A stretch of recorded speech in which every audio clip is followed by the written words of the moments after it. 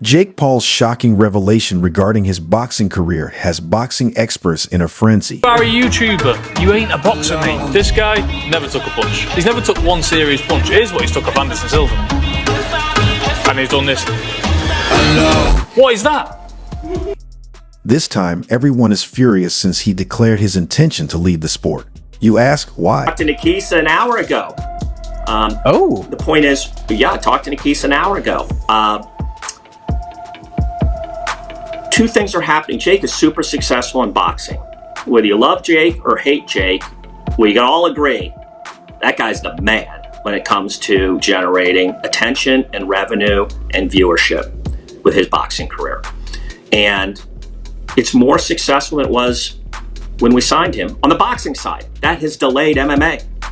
That's delayed MMA because he's killing it on the boxing side. So will MMA happen with PFL? Yes, it will. Has it been delayed? Yes, it has. My guess is fall of this year, but I don't think it's going to be before then. It's got so many things going on in boxing. Yeah, it's kind of what they told us as well. We did a little round table with him last month, and Nikisa and Amanda in Orlando, and he was basically like, listen, I got a box. So it could be maybe later this year, maybe 2026, but he's planning on doing it. At least that's he's what going to he's going to do it. And by the way, every time you've asked me or Nikisa or Jake, we've probably given similar answers without coordinating. We thought for sure it was 2024 fall. The reason is straightforward. His reputation, which was already in shambles following those exalted stage bouts he dared to call fights, has officially fallen into a void, and no sane sponsor wants to work with him anymore. Disrupted boxing, and now it's time to disrupt MMA. I know this is such a tough sport, and it's not. What then is a man who lacks credibility and is desperate for money to do? Make the switch to MMA naturally, when you can join the PFL, a league that is still establishing itself, and make money on lower criteria. Why stay in a sport where talent is truly expected? Jake's strategy interview. I've officially signed as an MMA fighter to the fastest growing sports league in the world. The PFL, baby. Take advantage of MMA's popularity, get a large salary, and destroy a sport that hasn't even had time to establish itself. Traditional. Jake Paul destroying anything he comes in contact with interview. For one reason, Jake's decision to switch to MMA makes sense. Money. The PFL offered him a multi-million-dollar contract based on his Instagram following rather than his abilities. Don Davis, the creator of the PFL, essentially acknowledged that Jake's primary function is that of a walking billboard.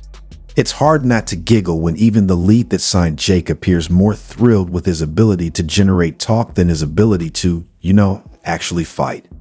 Jake's goal is to get eyes on screens, not to win. To mention that these champions get $1 million when they win. Join the PFL, baby. Experts in boxing are already dissecting him, and for good reason. They're posing the obvious query: is Jake quitting boxing because he's not good at it? The answer is as obvious as his poor footwork, without a doubt. He's avoiding the heat by switching to mixed martial arts. Interview. In boxing, respect is earned by climbing the ranks and facing top-tier opponents. Jake Paul, however, has always been more interested in playing the role of a fighter than actually living it. His move to MMA under the PFL banner only reinforces that notion. Unlike boxing, MMA offers lower expectations for crossover stars, making it the perfect stage for Jake to keep pretending he's a serious athlete while sidestepping real competition. Jake reportedly makes over $30 million annually from his various ventures, but it's hard to respect someone who treats combat sports as a personal piggy bank. This move to MMA isn't about athletic ambition, it's about profit. Even PFL founder Don Davis admitted as much, calling Jake a marketing genius, which is just another way of saying they brought him on for clout, not talent. Jake's focus has always been on calculated moves for maximum financial gain, not maximum challenge. Boxing experts have long pegged him as more businessman than boxer, and honestly, they're right. Every fight, every promotion, every decision Jake makes is about bolstering his brand rather than proving himself in combat sports. Now Jake claims he's committed to promoting PFL fighters and using his platform to elevate the league. While that sounds noble, it's clear his real priority is leveraging his social media fame to keep the money flowing. For Jake, combat sports aren't about respect or legacy. They're just another business venture. His shift to MMA underlines what's been obvious all along. Jake Paul is here for the paycheck, not the challenge. Not to mention the chronology. Originally scheduled for 2024, his debut has been rescheduled until late 2025. Jake says it's due of his boxing obligations, but let's face it, he has nothing better to do than avoid rated opponents and maintain his ego. Critics perceive it as such. Jake Paul fleeing boxing's increasing strain and taking solace in a sport with less demanding standards interview. And not only am I an MMA fighter now officially signed to an organization, but I am also a co-founder of the new PFL pay-per-view super fight. Jake Paul has spent years acting like the savior of boxing, but his fight record tells a different story. Most of his opponents had no business stepping into the ring. Tyron Woodley, a retired UFC fighter with zero boxing credentials, Ben Askren, who couldn't outbox a toddler, and Nate Robinson, a basketball player with no experience in the sport. His one legitimate boxing match against Tommy Fury in 2023. He got exposed by an actual boxer. Fans haven't let him off the hook, pointing out he's leaving boxing without ever truly fighting the real opponent. Now Jake's off to the Professional Fighters League, PFL, to sell the same shtick to a new audience. His MMA debut, though, isn't happening until fall 2025. That's nearly 2 years away, time Jake will likely spend filming hype videos and rolling out another merch line. My platform to market PFL fighters and introduce them to my fans worldwide.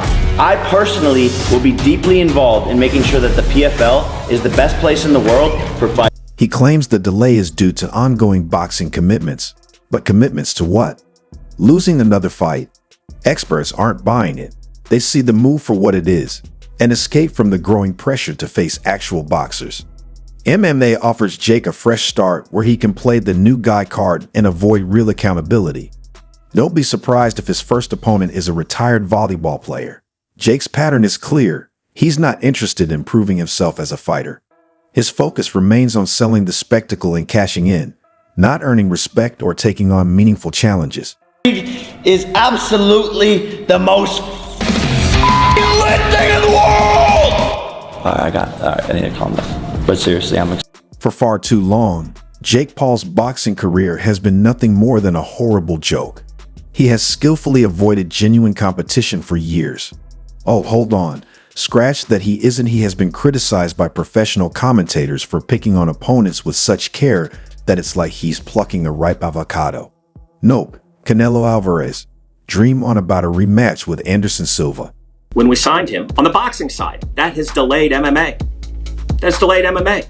So will MMA happen with PFL? Yes, it will. Has it been delayed? Yes, it has. My guess is fall of this year. Instead of stepping up to fight actual boxers, Jake Paul continues handpicking opponents he knows he can beat, or at least those who won't embarrass him too badly. Yet, he never stops running his mouth. Funny how all that talk gets drowned out by the sound of him dodging real challenges. Jake disrupted boxing by being the first boxer to never actually box a boxer. Now he's ready to disrupt MMA by becoming the first MMA fighter to exclusively take on retired professional football players. Boxing experts have been roasting him for years, pointing out the obvious. Jake talks big but avoids anyone with real credentials. At this point, that's basically his career tagline. He loves to act like some kind of revolutionary in combat sports, but his actions scream cowardice louder than his clickbait YouTube thumbnails. Jake's not here for respect or legacy. He's here to sell hype, dodge meaningful fights, and keep cashing in while pretending to be a game changer. Nakisa Badarian is also joining as a co-founder of this new division for the PFL, and I'm pointing him the head of making everyone. Is there anyone more delusional than Jake Paul? No wonder he's ditching boxing for MMA. It's easier to rewrite the narrative in a new sport than face the harsh reality. Jake Paul isn't built for real boxing. Compared to actual fighters, The contrast is laughable. Floyd Mayweather and Manny Pacquiao were battling ranked opponents as teenagers, while Jake has built his career fighting retired athletes, basketball players, and MMA guys who've never thrown a proper jab. It's no surprise the boxing world calls him a social media boxer. His career is more about Instagram followers than meaningful wins. Jake isn't here for the grind, the sweat, or the glory. He's here to cash checks, post highlight reels, and sell the illusion of greatness. Let's be honest, Jake Paul isn't the savior of boxing. He's its punchline.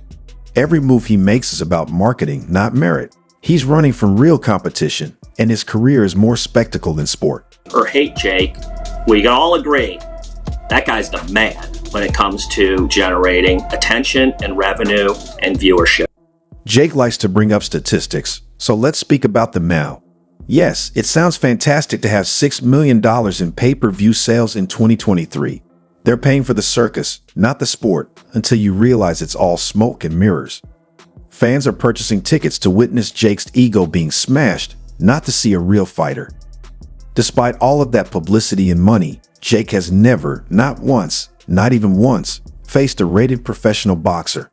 When the second boxer began to demand real credibility, Jake made the decision to leave and go to MMA. Coincidence, please? It matters. The opponent matters.